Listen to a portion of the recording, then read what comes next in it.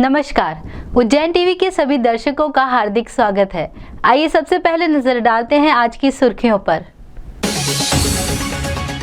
जिलाधीश ने कहा, टीकाकरण अभियान के केंद्र में अब होंगे व्यावसायिक प्रतिष्ठान, व्यापारियों के साथ होगा विचार विमर्श इस विषय में। बुधवार को शुरू हुआ छठ उत्सव गुरुवार के सूर्योदय के साथ हुआ समाप्त। निराहार व्रतधारी महिलाओं ने पूजा की शिप्रा किनारे, छठ माता से की मंगल कामना। शादियों के सीजन ने दी दस्तक, छपने लगे शादियों के निमंत्रण पत्र। 2 साल बाद मिली राहत धंधे में, तो महंगाई का भी है विपरीत प्रभाव। मौलाना अब्दुल कलाम आजाद जयंती राष्ट्रीय शिक्षा दिवस पर कांग्रेस अल्पसंख्यक विभाग ने किया संगोष्ठी का आयोजन। छात्र छात्राओं ने व्यक्त किए अपने विचार। और तापमान में उतार चढ़ाव की वजह है बदलता हुआ मौसम। आने वाले दिनों में बढ़ेगी ठंड, दिखेगा असर, कम होगा तापमान। अब प्रशासन के कोरोना टीकाकरण अभियान का केंद्र है व्यापारिक प्रतिष्ठान। इस सिलसिले में होगी विचार विमर्श बैठक। कलेक्टर आशीष सिंह के मुताबिक अब हमने व्यावसायिक प्रतिष्ठानों को केंद्र में रखकर टीकाकरण जागरण अभियान की नीति निर्धारित की है। इसके अनुसार दुकानदारों को दुकानों के बाहर टीकाकरण के प्रमाण पत्र चिपकाने होंगे। इस हेतु व्यक्तिगत संपर्क में आने वाले व्यापारियों से विचार विमर्श बैठक भी आयोजित की जाएगी। जी हाँ, देखिए, जब कभी भी कोरोना के लोग बात करते हैं तो केवल और केवल एक विकल्प से बचने का है, जो टीकाकरण है। इस पे हम लोग लगातार फोकस कर रहे हैं और सभी के सहयोग से, जनता के सहयोग से पहला डोज जो है वो लगभग हम लोग 70% लोगों को लगा चुके हैं। हालांकि अभी सेकेंड डोज का वैक्सीनेशन लगभग 55% के आसपास ही है। तो हम लोगों ने पहले चरण में भी यही किया था और वापस भी यही कर रहे हैं कि जो कम से कम व्यावसायिक प्रतिष्ठान हैं, क्योंकि वहाँ पर बहुत सारे ग्राहक आते हैं, लोग एक्सपोज रहते हैं, उनको स्वयं को कोरोना होने का खतरा ज़्यादा रहता है और उनकी वजह से लोगों को भी कोरोना होने का खतरा रहता है। इसीलिए पहला फोकस करते हुए कि वहाँ पर जो काम करने वाले लोग हैं वो 100% दोनों डोज से वैक्सीनेट हो जाएं और उस आशय का सर्टिफिकेट उनको बाहर लगाना पड़ेगा, जिससे कि लोगों को भी ये रहेगा कि यहाँ पर जाना जो है सेफ है पूरी तरीके से, यहाँ पर किसी तरीके से कोरोना का खतरा नहीं है। और एक जागरूकता भी आएगी कि अगर व्यापारी वर्ग ऐसा कर रहा है तो दूसरे लोग भी ऐसा करें। इस संबंध में बहुत जल्दी एक बार सभी व्यापारी वर्गों के साथ हम लोग एक बैठक भी करेंगे, उनके साथ चर्चा करके इस चीज़ को आगे बढ़ाएंगे। प्रदेश के कृषि एवं कल्याण मंत्री ने किए महाकालेश्वर दर्शन, मांगी प्रदेश और देश के लिए समृद्धि की दुआ। महाकालेश्वर मंदिर में दर्शन कर मत्था टिकाने के बाद प्रदेश के कृषि एवं कल्याण मंत्री कमल पटेल ने कहा कि उन्होंने भगवान महाकालेश्वर से कामना की है कि देश प्रदेश रोग मुक्त होकर सुखी और समृद्ध रहे। रोज दर्शन करो, फोटो में उनका आशीर्वाद। प्रदेश और देश को आत्मनिर्भर बनाने का जो संकल्प है प्रधानमंत्री जी और मुख्यमंत्री जी का, वो पूरा हो, सब सुखी रहे, कोरोना से मुक्ति हो, खुशहाल हो, सब समृद्धशाली हो और भारत माता विश्व गुरु के स्थान पर। शिप्रा के घाटों पर छठ व्रतधारी महिलाओं का लगा मेला, संपन्नता, सुख और शांति की छठ माता से कामना। उत्तर भारतीय परिवार की महिलाओं ने परंपरा अनुसार बुधवार की शाम सूर्यास्त की बेला में रामघाट, विक्रम सरोवर, गौ घाट और त्रिवेणी आदि शिप्रा तट पर छठ माता की पूजा आराधना की। निराहार और निर्जला महिलाओं ने छठ मैया से अपने परिवार की मंगल कामना की। सूर्यास्त के साथ नदी में उतरकर पूजन किया, सूर्य को अर्घ्य दिया।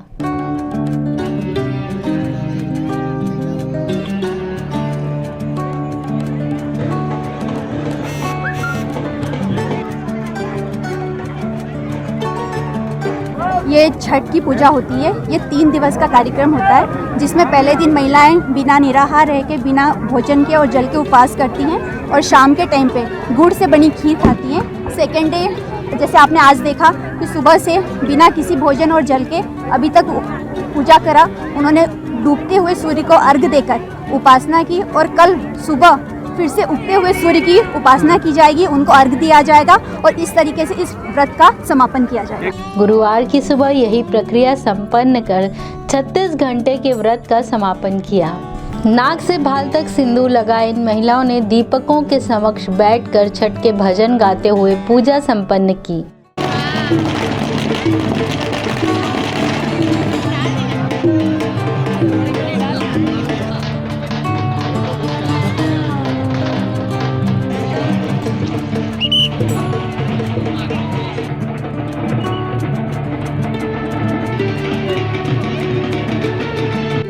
सांस्कृतिक तरीके से हमारी प्रथा के हिसाब से 3 दिन की पूजा थी और कल डूबते सूर्य के साथ, आज उगते सूर्य के साथ समापन है इसका।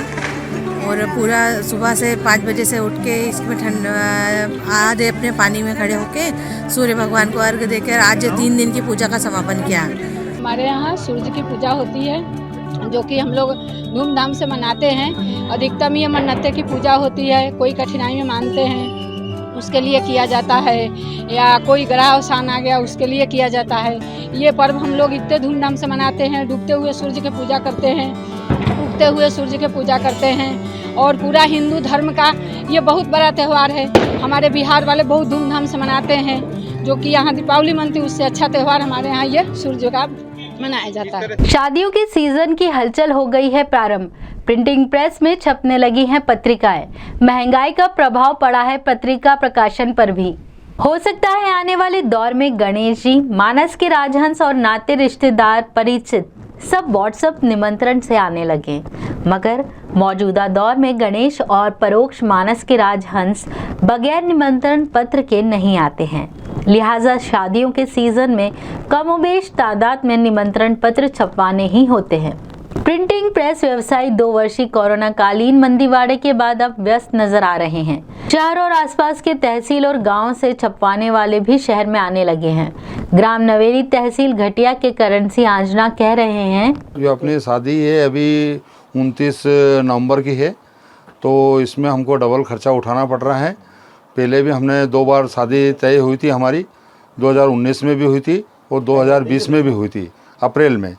क्या मतलब 28 अप्रैल की शादी हुई थी, तो वो दोनों शादियाँ लॉकडाउन के कारण हमारे को कैंसिल करनी पड़ी, वो शादियाँ रुक गई।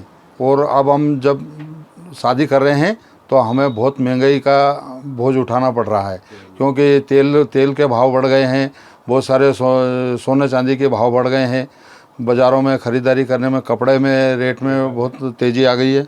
सब पत्रिका खरीदने जा रहे हैं तो पत्रिका बहुत महंगी मिल रही है हमें। टोटल सामान कुल मिला के हमको डबल से भी ज़्यादा करीब खर्चा उठाना पड़ रहा है। प्रिंटिंग प्रेस व्यवसायी वरुण पिंडावाला बता रहे हैं कि कार्ड छपवाने का दाम 15% तक बढ़ गया है।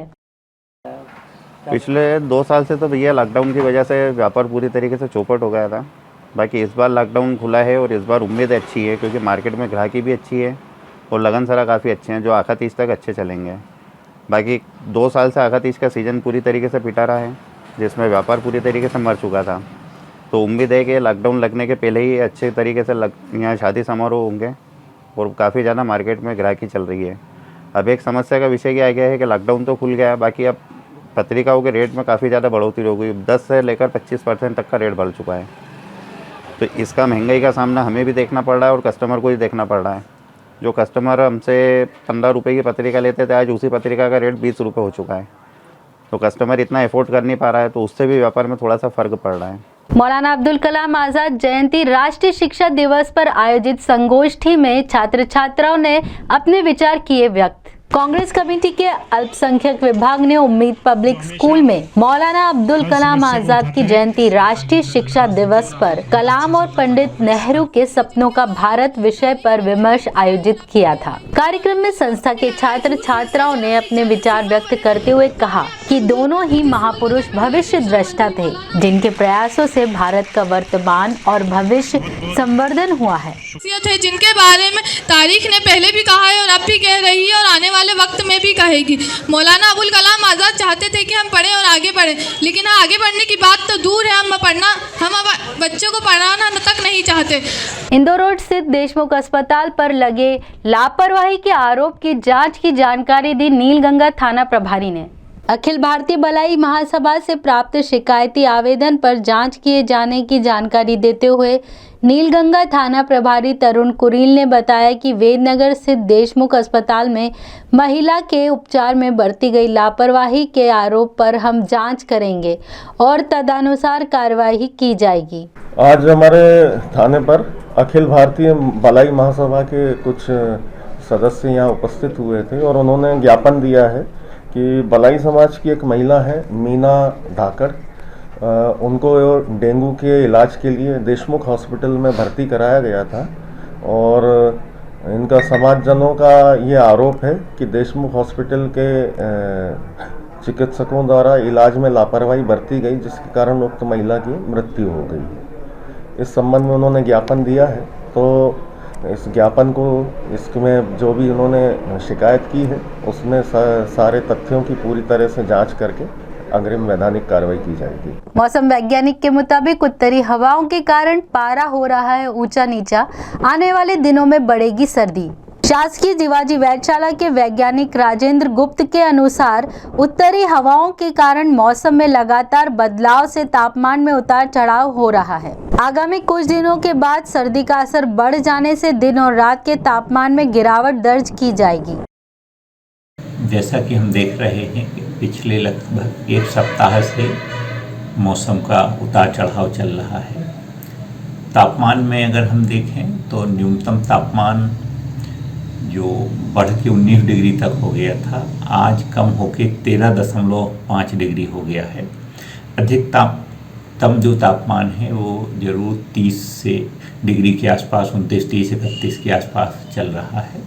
मैदानी इलाकों में जो तापमान का परिवर्तन होता है वो उत्तरी हवाओं पर निर्भर करता है। अगर उत्तरी ठंडी हवाएं आएंगी तो तापमान कम होगा, और अगर हवाओं नहीं आएंगी या कम हो जाएंगी तो तापमान धीरे धीरे बढ़ने लगता है। आइए अब एक नजर डालते हैं वैधशाला से प्राप्त मौसम के आंकड़ों पर।